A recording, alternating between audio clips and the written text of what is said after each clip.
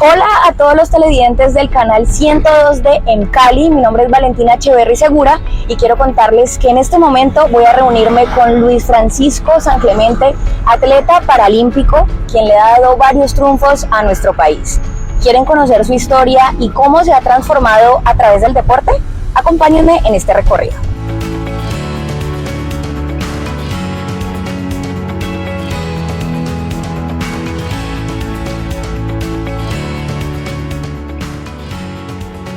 Él es Luis Francisco San Clemente, un vallecaucano de 35 años nacido en Buga. Actualmente es el mejor maratonista en silla de ruedas de Sudamérica. Este hombre se la pasa corriendo 42 kilómetros por el mundo y su sueño es estar en unos Juegos Paralímpicos. Por eso se prepara para participar en París 2024. Su infancia fue algo distinta a la realidad de hoy. El fútbol para Francisco lo era todo. Su vida, sueños, aspiraciones e ilusiones giraban alrededor del balón. Incluso estuvo cerca de llegar al fútbol profesional. Como vivía entre mujeres, había un solo televisor en la casa y solamente había para ver novelas. O sea, yo no quería quedarme viendo novelas en la casa. Y quería ir a jugar fútbol. Yo quería ir a jugar fútbol, quería salir. Había un equipo de fútbol a una cuadra donde yo vivía. El equipo era muy humilde, pero me metí a jugar en ese equipo. Fui portero, crecí jugando en el barrio, jugué jugando en la ciudad mía, jugué en la selección del Valle del Cauca, jugué en las inferiores del Once Caldas de Manizales y bueno, iba camino al fútbol profesional. Toda mi niñez y mi infancia fue alrededor de lo que podía hacer con el balón. Correr, patear una pelota, lanzarme a atrapar un balón y bueno, estuve muy ligado al deporte desde muy pequeñito. Sin embargo, a sus 18 años, en el primer tiempo de su existencia, la vida le hizo un gol. Una mielitis, una infección que normalmente afecta, un órgano de una manera muy ambulatoria, las amígdalas, un trastorno gastrointestinal, los pulmones. Pues en mi caso, de ociosa, la infección se va para la médula. Genera una mielitis, una inflamación de la mielina, que es un tejido que recubre la médula, y esta mielina al inflamarse comprime la médula tanto que la secciona completamente. Y me toca empezar a usar una silla de ruedas.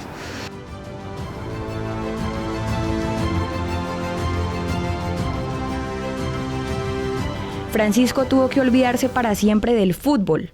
En esa época, Alejandra, su hija, venía en camino. Él no había terminado el bachillerato.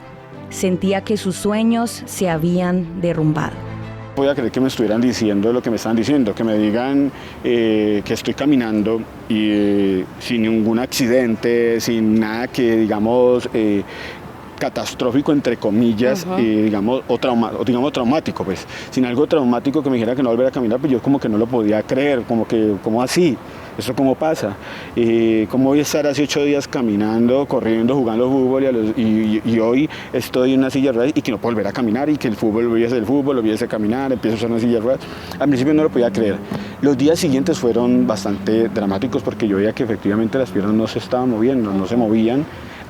Aparte de eso, pues seguía con la inflamación de la médula, había posibilidad de que afectara otra parte del cuerpo. Entonces ya ahí vino el drama. Ahí vino toda la parte del duelo, las lágrimas, los porqués, las preguntas, el dolor, y fue una situación bastante, angustiante para mí y para mi familia. Pero estaba vivo, el partido no había terminado y ese marcador había que voltearlo a su favor. Tenía que adaptarse a su nueva realidad y luego a transformarla. Por eso, luego de un largo proceso, volvió al colegio, terminó el bachillerato y empezó la universidad.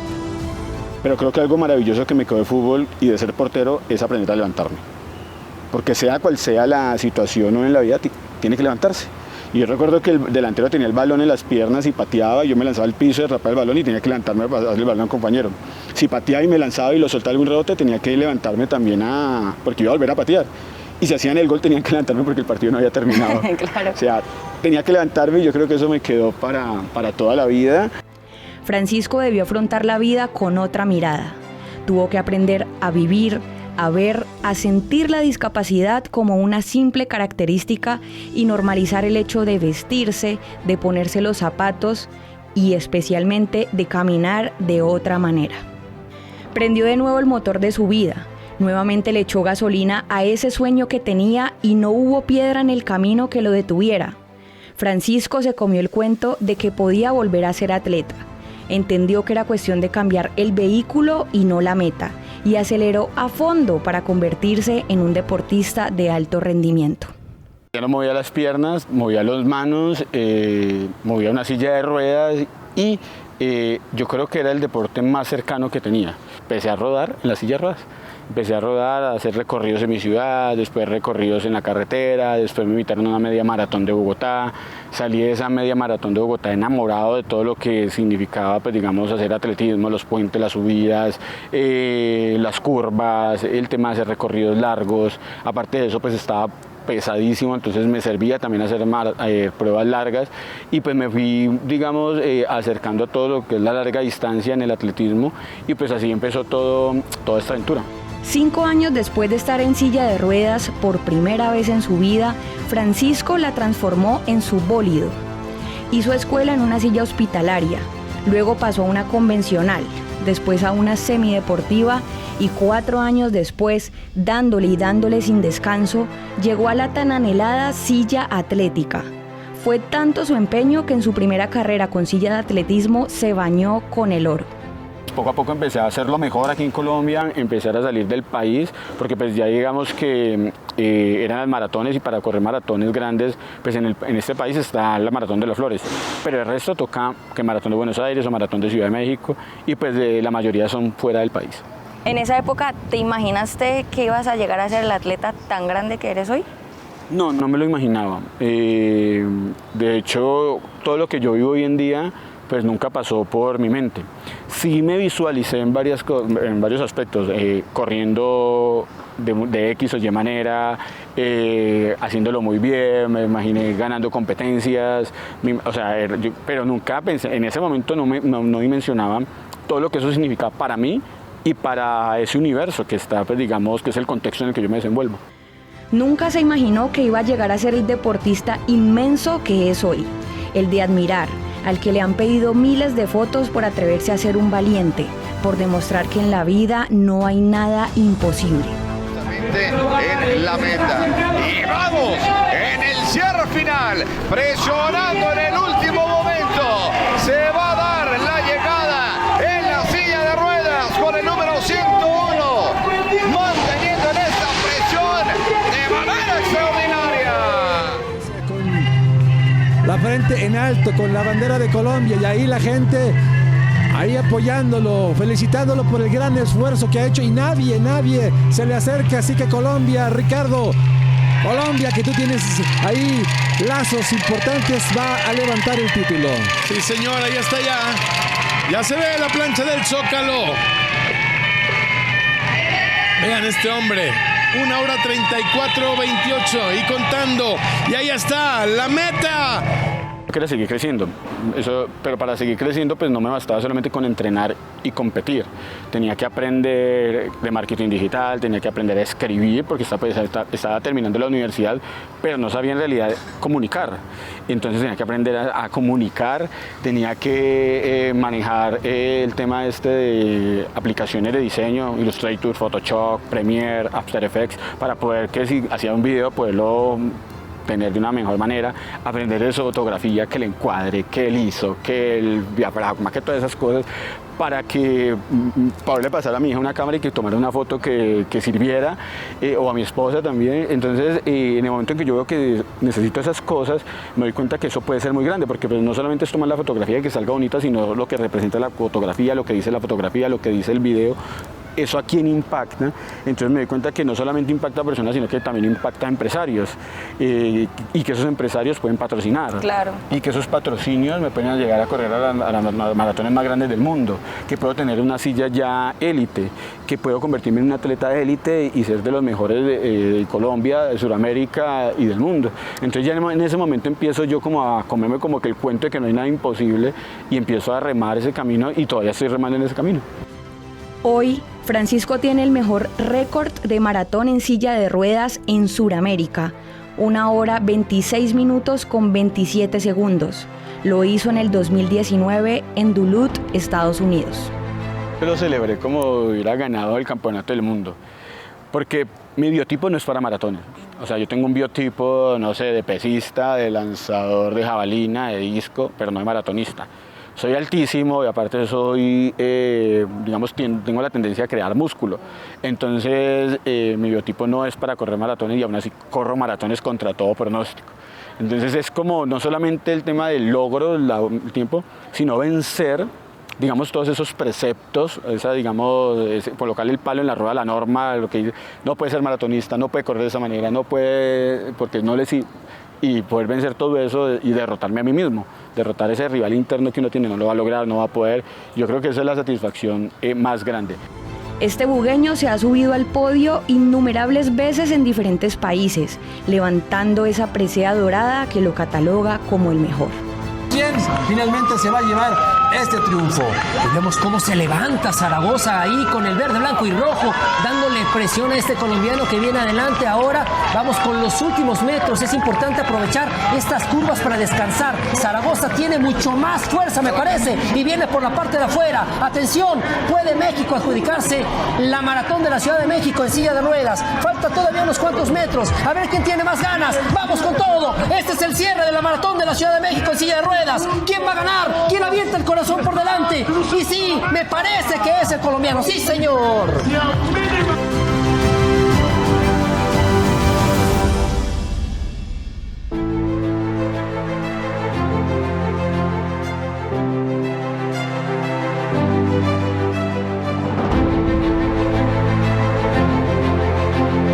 En maratones he ganado la maratón de Buenos Aires ya 3 veces, la media maratón en Miami 2 veces, la maratón de Madrid 2 veces, he ganado la maratón de Ciudad de México 3 veces, la maratón de Los Ángeles en Estados Unidos, los 5K de Boston.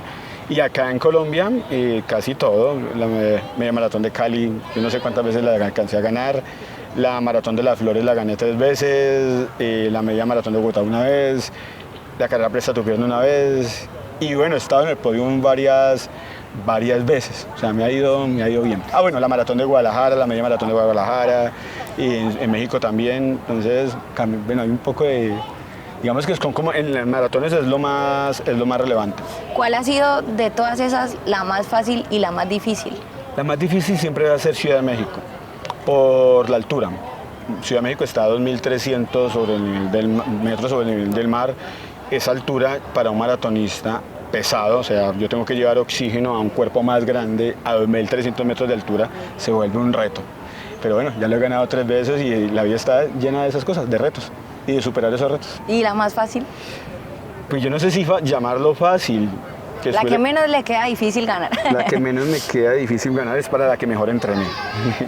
O sea, te lo digo así sinceramente. ¿En cuál te has sentido más cómodo? También en Ciudad de México el año pasado. En el 2022 gané Ciudad de México con relativa facilidad, pero porque me preparé demasiado bien. Entonces, irónicamente es la más difícil por lo exigente que es. Pero cuando uno se prepara a sí mismo, pues digamos, en el momento de la carrera se vuelve más sencillo ejecutar lo que uno entrenaba. Sin la fuerza en sus piernas, ha escalado. Ha dado los pasos más grandes que han puesto el nombre de Colombia en lo más alto. ¿Cómo te estás preparando, no físicamente, sino mentalmente para ese París 2024?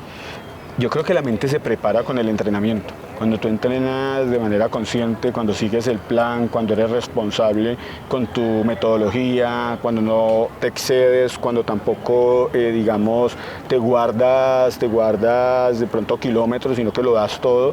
Yo creo que eso de una u otra manera le dice a la mente vas por buen camino, y cuando la mente te dice que sí, efectivamente vas por buen camino, eso te llena no solamente de motivación, sino que fortalece esa voluntad. Yo creo que el deporte más que motivación es voluntad. De aquí hay una meta superior y hay que trabajar para esa meta y hay que pagar el precio, digamos, que significa esa meta. Y yo estoy pagando ese precio y es la mejor manera de decirle a la mente hay que estar fuerte para ese día.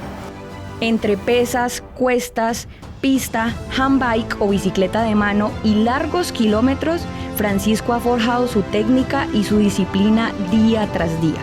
Ahora me hablabas, Francisco, de que entrenabas alrededor de 4 horas. Bueno, de hecho, 4 horas era lo mínimo que hacías cuando entrenabas. ¿Cómo es eso de entrenar tanto tiempo? Yo no recuerdo la última vez que entrené menos de 4 horas. Lo que pasa es que se acumula un gran volumen de entrenamiento, pero en distintas secciones. Entre gimnasio, pista, ruta, a veces hay días de 6 horas. Hay días de 4, sí, pero hay días de 5, la mayoría ya son de 5, 5 y media, 6 horas. Y a veces hay días que son de más de 6 horas. Llega a 7, una vez entrené 7 horas y media y digo, madre, ¿a qué horas tanto tiempo? Y sí, efectivamente nos dieron 7 horas y media que sumamos de entrenamiento en el día. De esa manera se prepara uno porque pues el alto rendimiento es así. Es así, yo no sé qué tan saludable sea, pero es lo que más me apasiona. Claro. y hay que hacerlo. Hay que hacerlo porque si no lo hago yo, mis rivales lo están haciendo. Ya completó 12 años corriendo en una silla de ruedas y a pesar de los obstáculos que le ha puesto la vida, Francisco no tiene límites de velocidad en su silla, ni para vivir, pues como bien dice, la discapacidad más que aceptarla, hay que transformarla. Todos vivimos circunstancias, todos vivimos situaciones, unas que vemos venir, que podemos solucionar y no lo hicimos, otras en las que la vida nos sorprendió y no lo veíamos venir. Llega la circunstancia y uno la acepta, porque no queda de otra, hay que aceptarla. A veces nos adaptamos a ella, listo, aprendemos a vivir con esa circunstancia, aprendemos a vivir con una silla de ruedas, aprendemos a vivir con un duelo, aprendemos a vivir con una situación compleja en nuestra mente, en nuestro cuerpo. Pero digamos que lo verdaderamente, mágico de todo esto es usted qué hace con esa circunstancia. O sea, no solamente la acepté y me adapté y ya, no importó más, listo, perfecto. Pero transformar esa circunstancia, o sea, coger de la silla de ruedas, no solamente hacer un muchacho que vaya, anda en su silla de ruedas, sino me convertí en esto otro, me transformé en esta otra cosa, me convertí en deportista, me convertí, no sé, en músico, surgí de esta manera, me reconvertí en esto otro, aprendí. O sea, eso de transformar las circunstancias es lo que hace mágica la vida, lo que la hace, yo creo que dar un salto adicional. Y yo creo que eso se puede hacer con cualquier circunstancia. ¿Cómo me transformo yo con lo que estoy viviendo? Y en realidad, pues yo creo que del muchachito ese que quedó en silla de ruedas queda muy poquito. Quedará el cuerpo y una que otra maña, o sea, no sé, terco, testarudo, rebelde, pero lo que soy hoy en día es algo completamente superior a lo que está haciendo en ese momento. Lo que Francisco es hoy en día, dice, se lo debe a su familia. Su madre y su abuela fueron vitales en su proceso. Incluso el temperamento y la terquedad se lo sacó a doña María Luisa San Clemente, su abuela. Francisco, ¿qué significa tu abuela para ti? Mi abuela yo creo que es la semblanza más grande que tuve en la vida. De hecho, yo tengo muchas características que mi abuela me transfirió.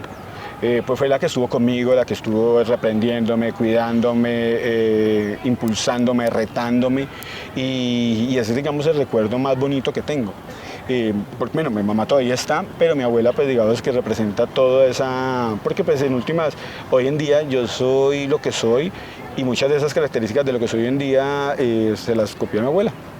El temple, el temperamento, la impaciencia, lo estricto que soy con algunas cosas, también lo irreverente, lo temperamental. Entonces todas esas cosas las tenía mi abuela y era lo que le permitía a ella, a pesar de las adversidades, moverse. Y en última no estamos aquí para ser perfectos, estamos aquí para ser humanos y movernos como podamos. Ella se movía como podía, yo me muevo como puedo y eso lo aprendí, fue de ella.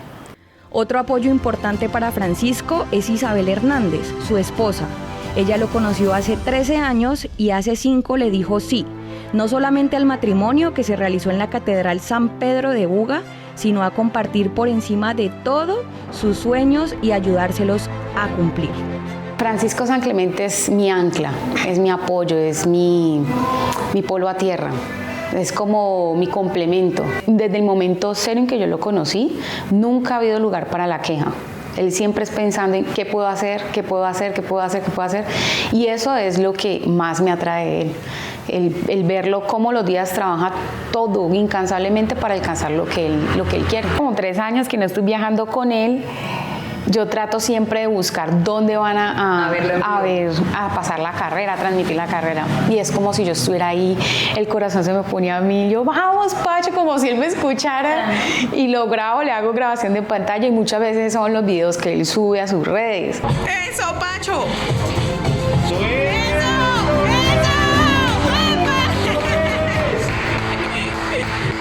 Todos los días trato de decírselo y es gracias. Gracias por ser ese polo a tierra, gracias por ser tan entregado al hogar, gracias por ese carácter tan fuerte, porque pues a pesar de que yo soy, como dice él, tan chabacana, tan relajada, él es el que le pone, digamos, como sentido a todo esto. Entonces, agradecerle infinitamente por todo lo que nos ha dado, tanto a la niña como a mí, y que sigamos luchando juntos de la mano de Dios. Francisco, además de ser uno de los mejores maratonistas del mundo, es conferencista. Ha dictado cientos de charlas a los empleados de diferentes empresas del país, no solo contando su historia, sino ayudando a que las personas vean las cosas de una forma distinta. También escribió su libro El camino de un valiente, el cual representa la vida de un deportista disciplinado, perseverante y valiente, que ha logrado convertir con éxito las cosas cotidianas de su propia vida en mensajes poderosos. De hecho, ya hay grandes páginas escritas para la segunda edición. ¿Ese libro en qué año lo sacaste? 2018. Y del 2018 a hoy, que han transcurrido 5 años, ¿qué significa ahora tener ese libro en las manos 5 años después? Fíjate que es bacano porque es muy bonito. Uno por la historia, pero sobre todo porque uno al leerse, uno logra entender por qué pensaba de esa manera, por qué tomaba esas decisiones, por qué me movilizaban este tipo de sueños, ese tipo de ideas, por qué tenía ese empuje y por qué lo sigo manteniendo. También uno entiende que ha cambiado, que ha evolucionado, en que he crecido, que no volvería a hacer, que seguiría haciendo, que haría mejor. O sea, es como un espejo en el que uno se ve y poder leerse no solamente la historia, porque uno va contando la historia a medida que va creciendo. O sea, si me preguntaras cómo lo contaría en ese momento, quizás este libro estuviera escrito de una manera completamente diferente.